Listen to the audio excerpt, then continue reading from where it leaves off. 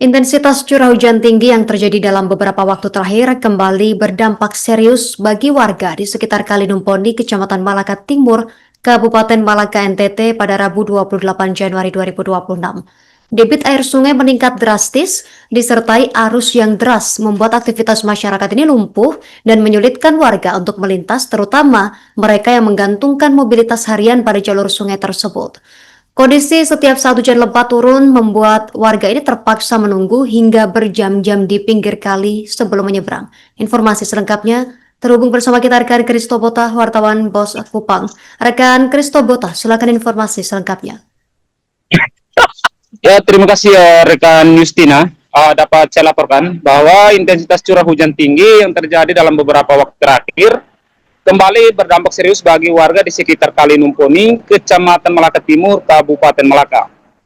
Debit air sungai meningkat drastis disertai arus yang deras membuat aktivitas masyarakat terlumpuh dan menyulitkan warga untuk melintas, terutama mereka yang menggantungkan mobilitas harian pada jalur sungai tersebut. Dipantau pos Kupang di lokasi menunjukkan arus Kali Numponi mengalir deras dengan permukaan air yang terus naik. Beberapa warga tampak berdiri di tepi sungai sambil mengawasi arus dan berharap air segera surut agar dapat menyeberang dengan aman. Kondisi setiap saat hujan lebat turun, warga terpaksa menunggu hingga berjam-jam di pinggir kali. Hal itu semakin diperparah dengan belum diperbaikinya jembatan penghubung utama yang putus akibat diterpa badai Seroja pada tahun 2021.